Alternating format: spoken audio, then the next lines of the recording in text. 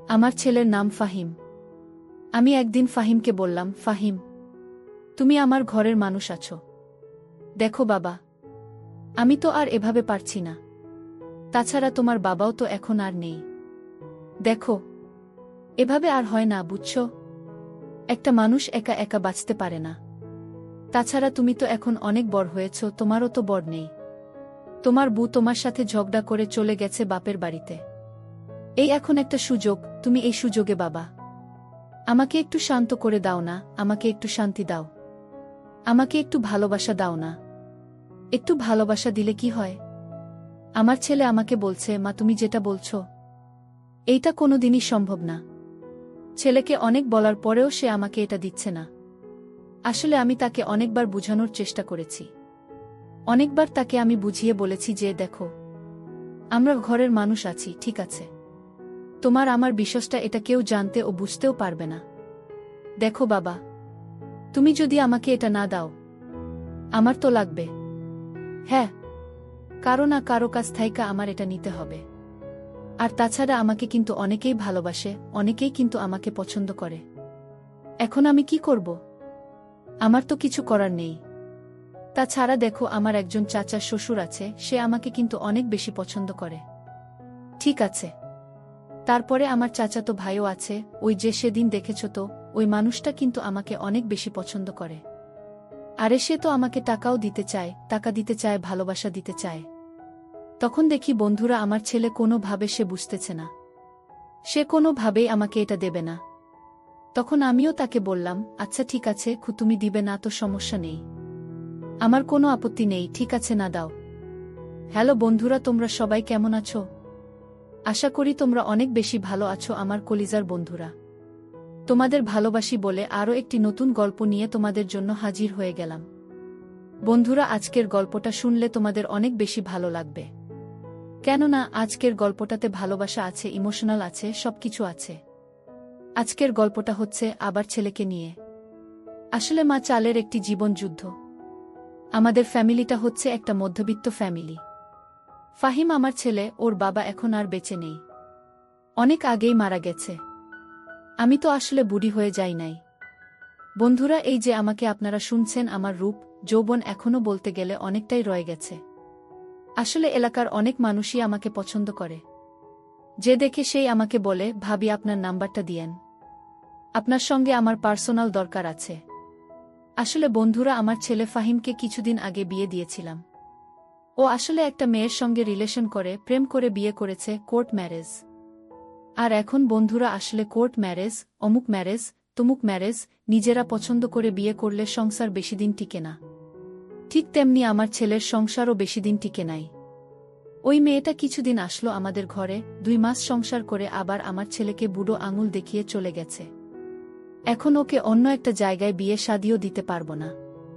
তারপরে আমি ওকে অনেক বুঝানোর চেষ্টা করেছি যে, বাবা ঘু, আসো তোমাকে একটা বিয়ে দেই। না, আমার ছেলে বলে সে নাকি এখন আর বিয়ের সাথেই করবে না, তার নাকি এখন আর বিয়ের সাথে করার মুড নেই। তখন বন্ধুরা, আসলে এলাকার মেম্বার থেকে শুরু করে আমাকে অনেক মানুষই পছন্দ করে। ঠিক আছে, আর ওর বাবাও আসলে বেঁচে নেই। আর আমার বয়স খুব একটা বেশি না, 35 বছরও হয়েছে বলে একই আমি বুড়ি হয়ে গেছি নাকি?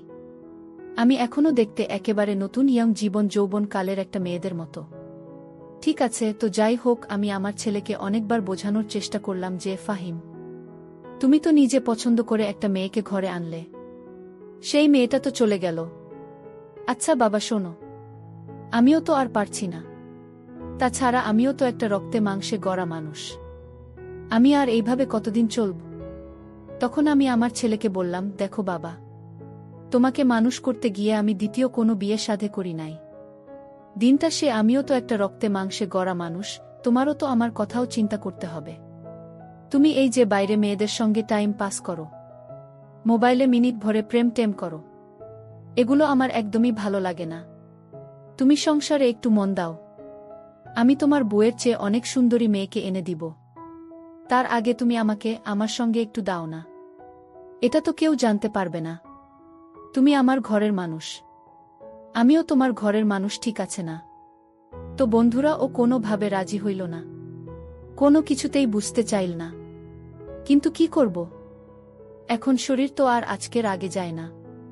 হ্যাঁ, এটা কি আজকে যায়? ভালোবাসা কি আটকে রাখা যায়? তো বন্ধুরা, একদিন আমার পাশের গ্রামের আমার এক ভাই লাগে, আমার জামাইয়ের ফুপাতো ভাই, সে তো আমারও ভাই। সে একটু ভালোই মোটামুটি ব্যবসায়ী। সে আমার জন্য মাঝে মধ্যে গরুর মাংস ও মুরগির মাংস নিয়ে আসে। আম জাম কাঁঠাল সবকিছু নিয়ে আসে মাঝে মধ্যে। টাকা পয়সাও দেয় অনেক, বুঝছেন? সে যে আমাকে ভালো পায় সেইটা আমি খুব ভালোভাবে জানি। সে আমাকে অনেকবার বলছে যে ভাবি, আপনি আমাকে একটু সময় দেন। আপনার যা কিছু লাগে আমি আপনাকে সব কিছু দিব ভাবি। আমি আসলে আপনাকে কোনো কিছুতেই অপূর্ণ রাখব না। আসলে সে মানুষটাও খুব ভালো, বুঝছেন? কিন্তু ওই যে আমি যাই না বন্ধুরা, আসলে মান সম্মানের ভয়ে। আসলে মান সম্মান এমন একটা জিনিস, এই মান সম্মানের ভয়ে আমি আর যাই না। আমার ছেলে এখন অনেক বড় হয়ে গেছে। আর সে যদি বিষয়টা জানে বা আমার শ্বশুরবাড়ির লোকজন আছে, তারা যদি বিষয়টা জানে, আসলে বিষয়টা খুব খারাপ হয়ে যাবে। আমি আসলে এখানে মান সম্মান দেখাতে পারবো না, মানে মুখ দেখাতে পারবো না। আর মানুষের যদি মান সম্মান না থাকে, সে তো আর বেঁচে থাকতে পারে না। তো সে আমাকে অনেকদিন বলছে যে ভাবি, আপনি একটা দিন আমাকে টাইম দেন। আরে আমার পরিচিত অনেক ফ্ল্যাট আছে, অনেক বাসা আছে, আপনাকে আমি নিয়ে যেতে পারবো। আপনি একটু আমার বিশ্বাস করতে পারেন, ঠিক আছে? আসলে তারাও বাচ্চা কাচ্চা আছে, কিন্তু সে আমাকে বলছে ভাবি, এক জিনিস কি প্রতিদিন খাওয়া যায় নাকি? এক তরকারি দিয়ে প্রতিদিন ভাত খাওয়া যায় না? ভালো লাগে না কি এক তরকারি প্রতিদিন? আসলে মাঝে মধ্যে একটু পান্তা ভাত টেস্ট করে দেখতে হয়। তখন আমি তাকে বললাম, আলতাফ ভাই, আপনার ঘরে তো অনেক সুন্দর বউ আছে। ভাবি তো অনেক সুন্দর। হ্যাঁ, সে কি কম সুন্দর নাকি? আরে সে তো আপনার ঘরে বিরিয়ানি ভাই। সে আমাকে বলতেছে, আরে ভাবি, সব সময় কি বিরিয়ানি ভালো লাগে নাকি? আরে 3 বেলা বিরিয়ানি খেলে গ্যাস্ট্রিক হয়ে যায়। মাঝে মধ্যে একটু ইলিশ মাছ বিরান করে পান্তা ভাতও খেতে হয়। সব কিছুই টেস্ট করতে হয়। তখন আমি তাকে বললাম, আমার তো ভাই বয়স হয়ে গেছে মেলা। সে আমাকে বলছে, আরে ভাবি, বয়সটা একটা সংখ্যা মাত্র। আরে আপনার মতো এই গ্রামে আর 10-12টা মেয়ে আছে নাকি? আপনি আমার দেখান তো। আর তাছাড়া এত কিছু আমার ভাল লাগে না ভাবি, আপনারা আমার ভাল লাগে। তখন আমি তারে বললাম, দেখেন ভাই, আমি আপনার রাতে সময় দিতে পারবো না।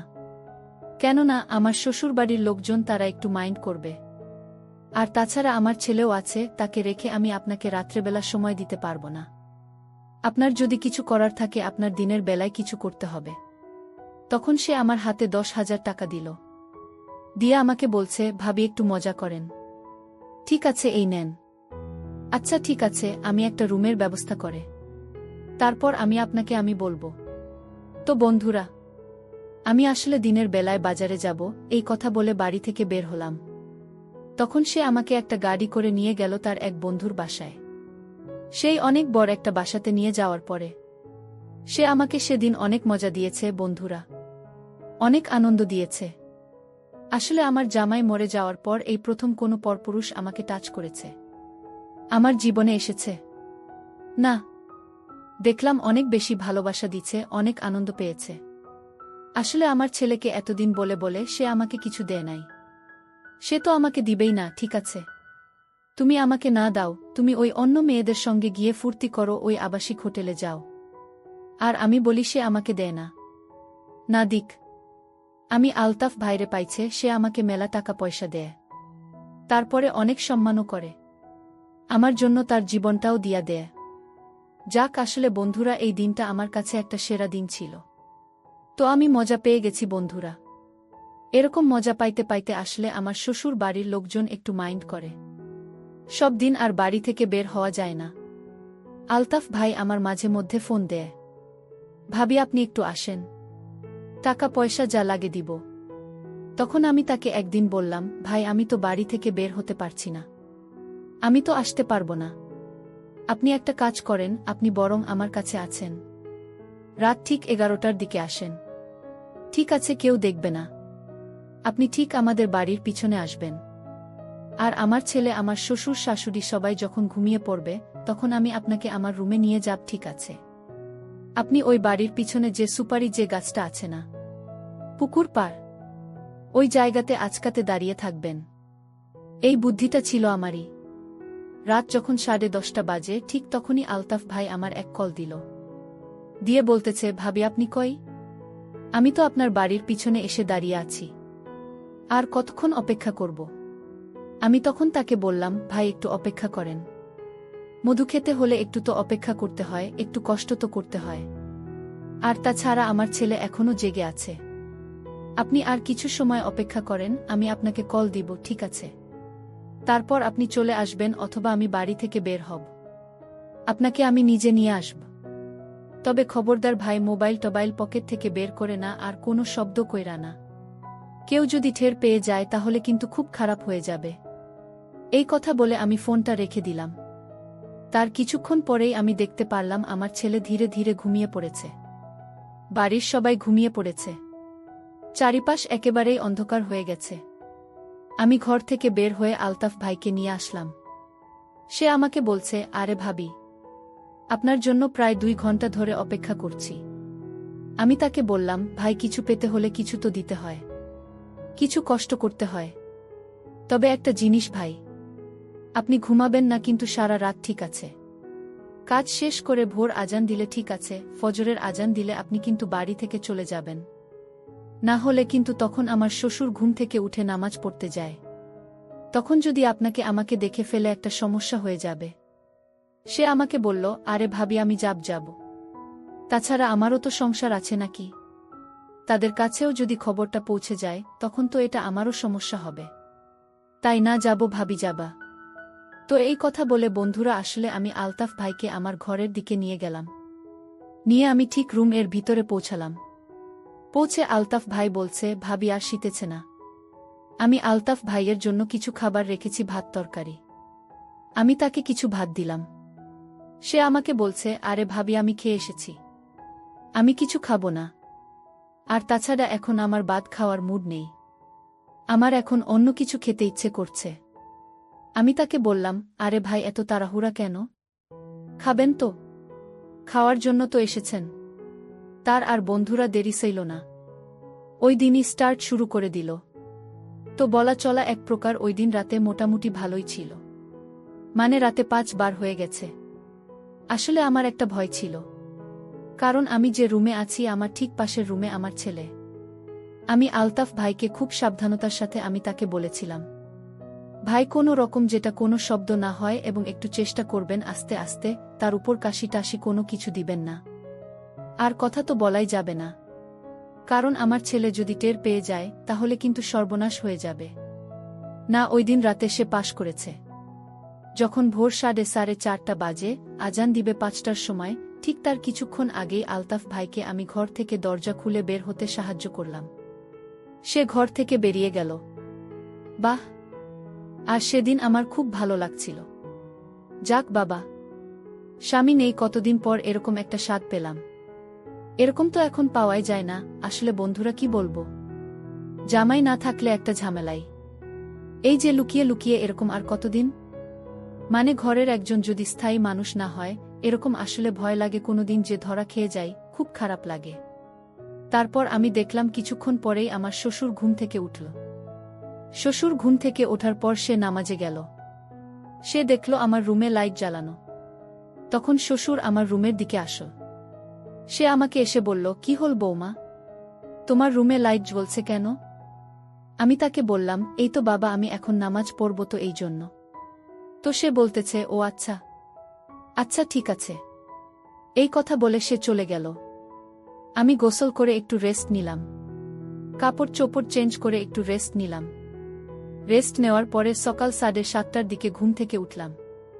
ওহ, শরীরটা খুব ক্লান্ত বাবা, সারারাত যা জ্বর গেছে আমার উপর দিয়ে। তারপর বন্ধুরা, আমি রান্না করে গেলাম। রান্নাঘরে যাওয়ার পরে রুটি বানালাম। নাস্তা বানানোর পরে আমি আমার ছেলে ফাহিমকে ডাক দিলাম। কিরে ফাহিম, ঘুম থেকে ওঠ বাবা, ঘুম থেকে ওঠ। সে আমাকে বলতেছে, এই তো মা, উঠে গেলাম।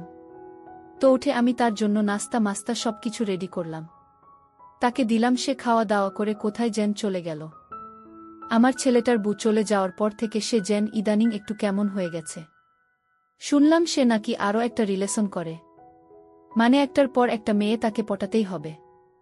আর এই সমস্ত মেয়েগুলো টিকটকের মেয়েগুলো পটায়, এগুলো খুব একটা বেশি সুবিধাও না, খুব একটা বেশি ভালোও না, ঠিক আছে?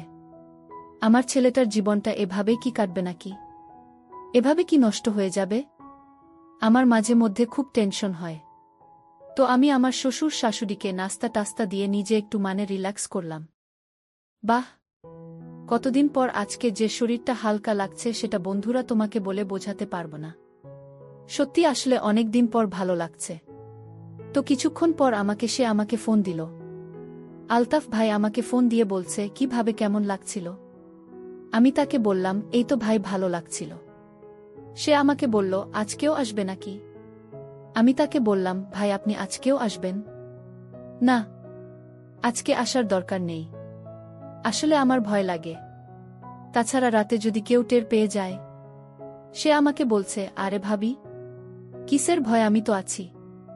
আর তাছাড়া আপনার কোনো সমস্যা হবে না। আমি তো রাতের বেলা যাব, আবার সকালে চলে আসব। আর তাছাড়া আসলে তো আপনারও ভালো। তো বন্ধুরা, আমার ভিতরে একটা লোভ চলে এসেছিল, উনার ভিতরেও একটা লোভ চলে এসেছিল। আমরা এইভাবে আসলে প্রতিদিন রাত এভাবে আমাদের যাইত। কিন্তু একদিন আমরা ধরা পড়ে যাই। আমার ছেলে আসলে ঘুমায় নাই, সে আসলে ঘুমানোর বান করা ছিল। আমাকে এবং আলতাফ ভাইকে এসে হাতে নাতে ধরে ফেলে, ধরে আমাকে বলছে ছি মা, তুমি শেষ পর্যন্ত তোমার চাচাতো ভাইয়ের সঙ্গে এই কাজটা তুমি করতে পারলে। ও তোমার ভাই লাগে, ছি মা, তুমি এতটা নিচে নেমে গেলে।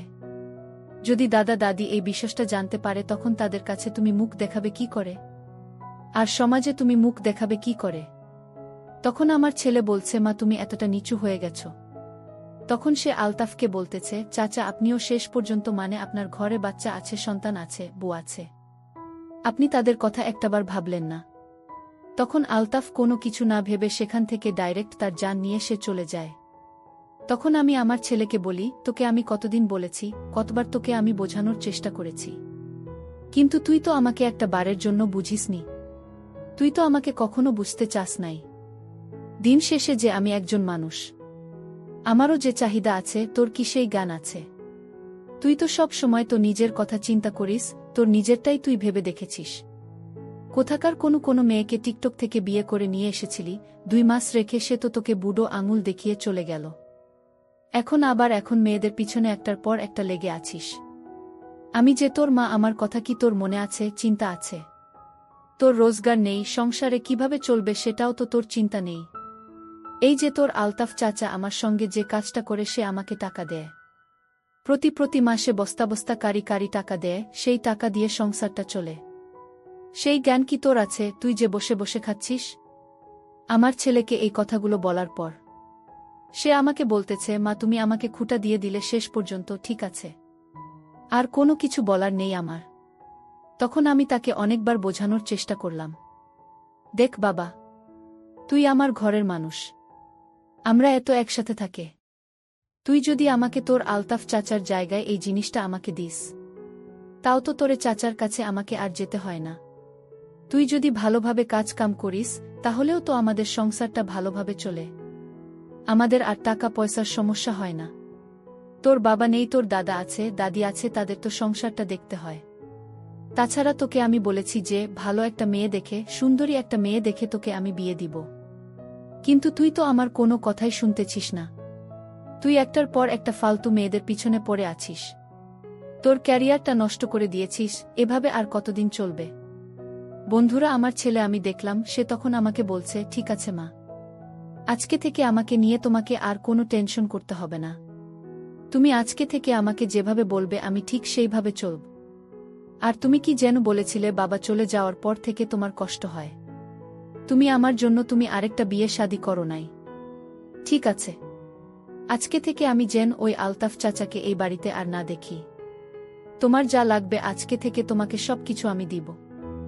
আজকে থেকে তোমার সমস্ত দায়ভার দায়িত্ব সব আমার।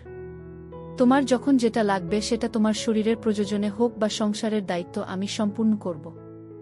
বিশ্বাস করেন বন্ধুরা, আমার ছেলের মুখে এই কথাগুলো শোনার পর আমি যে কতটা খুশি হয়েছে সেইটা আমি তোমাদেরকে বলে বোঝাতে পারবো না।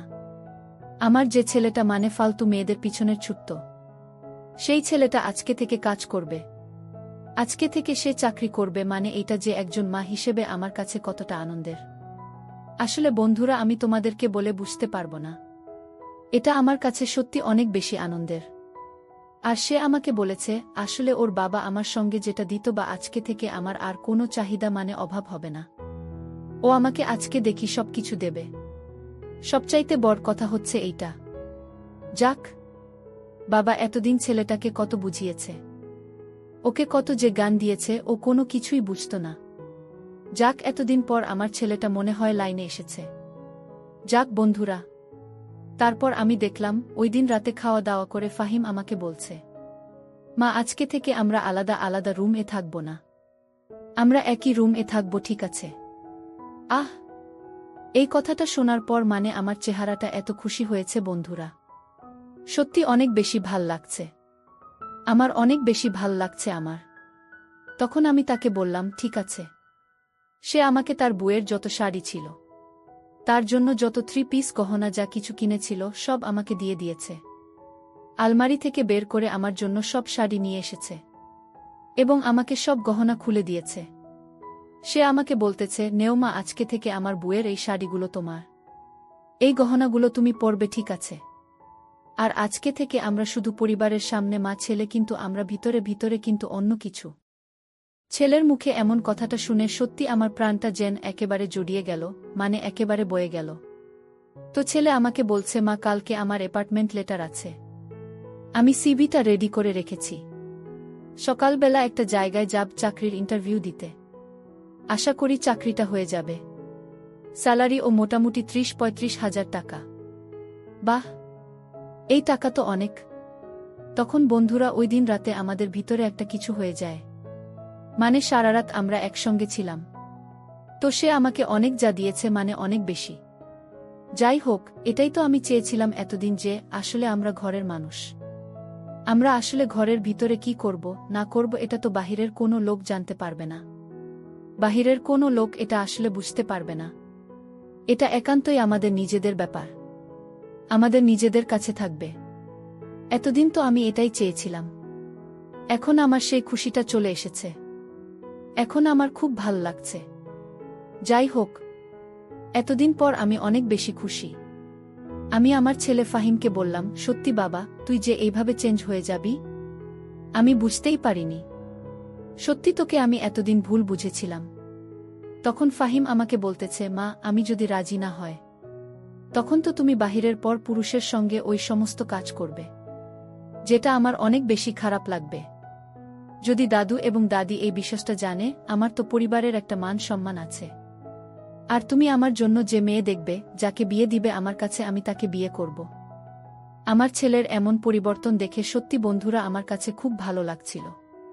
তো আমার ছেলের চাকরিটা হয়ে যায়, সে একটা ভালো একটা বেতনের চাকরি করে, এখন পাশাপাশি ভালো ইনকাম করে, আর আমরা একসঙ্গে থাকতেছি। তো বন্ধুরা, এই ছিল আমাদের আজকের সংসার জীবন। বন্ধুরা, আজকের গল্পটি যদি তোমাদের ভালো লেগে থাকে তাহলে অবশ্যই ভিডিওটিতে লাইক করতে ভুলবে না। আর এরকম নতুন নতুন গল্প পেতে আমাদের চ্যানেলটিকে সাবস্ক্রাইব করে পাশে থাকবে।